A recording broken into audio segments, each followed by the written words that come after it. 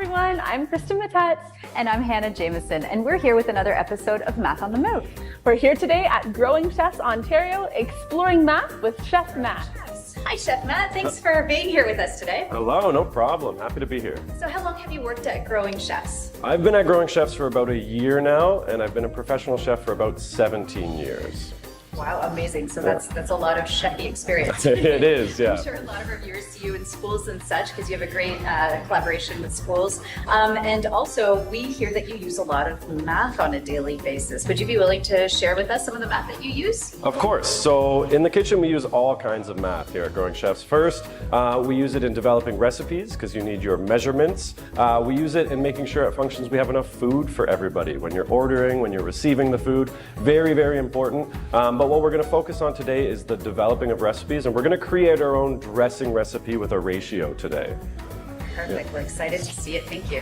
Fantastic. Can't wait to see all the math involved with creating our own recipe and using ratios. Perfect.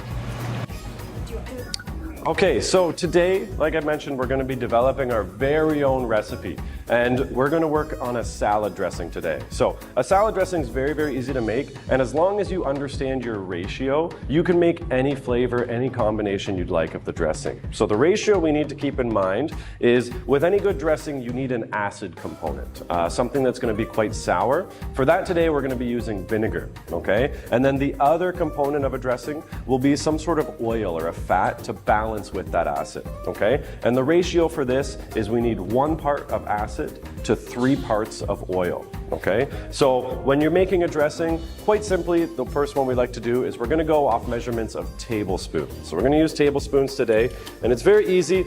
I know to make this salad dressing that we need 1 tablespoon of our vinegar of choice, and then we will need 3 tablespoons of our oil of choice, and that's gonna fill out 4 tablespoons total of our salad dressing, okay? Okay, and I love that you're talking about tablespoons because we can refer to a tablespoon as a tablespoon. We can also refer to it using milliliters. So Chef Matt, how many milliliters are in a tablespoon? So a tablespoon has 15 milliliters. So that's good to keep in mind because if you know your math, you can know if you need a teaspoon, 3 teaspoons, because 1 teaspoon is 5 milliliters equals 1 tablespoon. Or if you're going up, you can know that a 1/4 cup is 60 milliliters. So you need 4 tablespoons to make 1/4 cup. Amazing. Look at all the math right there. All right, so let's get started and make a dressing. Okay, so this first dressing we're going to make, we're going to say it's just for 2 people. It'll just be for the 2 of us today. Okay. So we're only going to need 4 tablespoons of dressing total. So for this first one, I'm going to get your choice here because we have all kinds of different flavors. So the flavors of vinegar, we have raspberry, we have peach vinegar, we have yuzu vinegar, which is another type of citrus from Southeast Asia. Ooh. And then we have a coconut vinegar and a pomegranate vinegar. Oh my Okay, so goodness. which one would you like? Oh, you know what? I've never had yuzu, so let's try that one. Excellent. Okay, I'm going to get your assistance measuring here. Of course. Okay, so for the salad dressing, we always just use a simple mason jar or a container you can mix it up in. And we're going to start with our tablespoon. Do you remember how many tablespoons of acid we need? You said 1 tablespoon of acid. That's correct. So I'm going to get you to take care of the measuring. Okay. And whenever we're measuring, I always recommend we hold the tablespoon just right over the container, Very brilliant. just so that if my hands aren't steady enough, we're getting it all in there. Perfect. All We right. can pour that right in there. There's our 1 tablespoon of vinegar. I can take that spoon, Okay. and we will swap over to our oils. So we also have choices of flavored oils. Okay. The choices don't stop there. So we have a lime oil, we have a mandarin orange oil, we have a standard just plain orange oil, and then we have olive oil. Ooh. I'm thinking I really want to taste the flavor of the yuzu, so let's go with our standard olive oil. Excellent. Excellent choice. And then do you remember how many tablespoons we need for our ratio here? So you had said we would need 3 tablespoons of That's oil. correct. So 1 tablespoon of acid, 3 tablespoons of our oil. That's correct. Which would be 15 times 3. I wonder how many milliliters that would be. Okay. We'll leave that one Past open. We'll leave that one open-ended, yeah.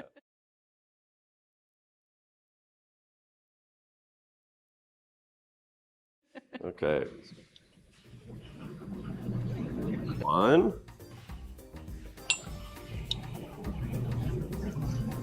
2. And So 3. Chef Matt, does this mean that you never buy store-bought dressing? That is exactly what this means. We never have to. This dressing, it's so easy to make. At this point, we have our acid, we have our oil, and at this stage you could add some salt, some pepper, some sugar, you could add any aromatics, any spices you'd like, and then you can mix this up, and this lasts in the fridge for a very long time. So you can get almost probably about a month out of this if you're just using the acid and the oil. So when you're making it at home, you can make a larger batch, you can use your math on the move to scale it upwards, and then all you need to do at this stage is we're just gonna put the lid on, and the acid itself, so the vinegar and the oil, don't like to mix together on their own, so that's why we like to put it in these jars. So we can put the lid on, just give it a shake before you're ready to use it. And then we have our yuzu dressing. Amazing. Excellent. So we know we used 4 tablespoons total at 15 milliliters each. So that equals 60 milliliters, if my math on the move is correct, which is a 1/4 cup. So we know now we have a 1/4 cup of dressing made. But the other example we like to do is, let's say we want to make another dressing, but it's not just for the 2 of us. Let's say there's going to be 4 of us eating. So we need to make twice as much dressing. Okay. So we can follow the same ratio, and we'll use this jar here. So we know the ratio is 1 acid to 3 parts oil. So if we're going to be doing twice as much to get 8 total, we'll be doing 2 tablespoons of our vinegar to 6 tablespoons of our oil. Right. Okay? Yep. So what flavor dressing would you like to make Oh, this let's time? let you do this one. I want to see this what the one? chef Okay, goes for. perfect. So for this one, we're going to start with our coconut vinegar. Coconut vinegar is one that's not very common that I really like because I'm a big fan of coconut. I'll have you still do the measuring if course. that's okay. No problem. That's 1, 2. There we are. Yep. All right, so what do you put with your coconut vinegar then? And then whenever I think coconut, my mind automatically goes to lime as well. Got to put the lime in the coconut. So we're going to be using our lime olive oil today, and we will be doing how many tablespoons again? We're doubling 3, so that will be 6. Exactly. Very good.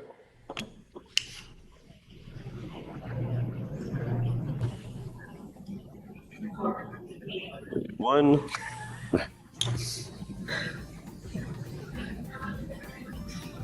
Two.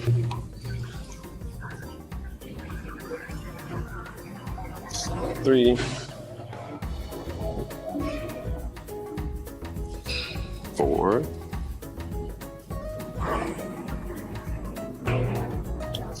5. One more. And 6. Oh my gosh, it smells amazing. And then again, for this dressing, we know whenever we're ready to use it, the oil and that vinegar, they don't like to mix up together, so we're just gonna force them to. We're gonna shake it up. They're gonna be mixed together. And then now, we have enough of our dressing, our coconut lime dressing, for 4 people. So we know that this first one would make a 1/4 cup. We doubled it. We can scale that up, and that will be a 1/2 cup of dressing. Right. Very simply, yeah. And let's take a look. Chef Matt, thank you so much for sharing with us these recipes and also for helping save us money, because now not only do we get delicious recipes like this, but it's probably even better for us at home to be making our own vinaigrettes rather than buying them, right? So thank you for sharing these secrets with us. We're wondering, could you tell us a little bit about what surprised you about the math that you use as a chef? For sure, yeah. What surprised me is that the math is everywhere. So it's in your recipes, it's in the ordering of food, it's in managing the inventory, making sure we have enough food for everybody, proper portion control. We talk about costing, so like you mentioned, saving money in any way we can. And then really importantly also for the environment, minimizing food waste. Because if we're making way too much food, it can be a little bit wasteful. So we want to make sure we're as accurate as possible. And then most importantly, what surprised me about it and how it helps is in time management, because in the kitchen and here when we're educating, it can be very, very busy and you have a lot of different things going on at once, and being able to break those times down and track them effectively is really, really important to help with efficiency in the kitchen. Could you give us an idea how much food do you order generally on a weekly, monthly basis? So we order a lot of food. We have a program at Growing Chefs called the Beat Kitchen, which feeds anywhere from 400 to 500 kids daily around the city. Wow. So we're ordering, we're talking hundreds of pounds of food every couple of days. So you can see, even if we're off a little bit with our math, when you're doing it on such a large scale like that, it can add up very, very quickly to be a large amount. Perfect. Yeah. All right, so Chef Matt, we have a couple final questions for you. And we're really curious about how has learning math at school really helped you in this job?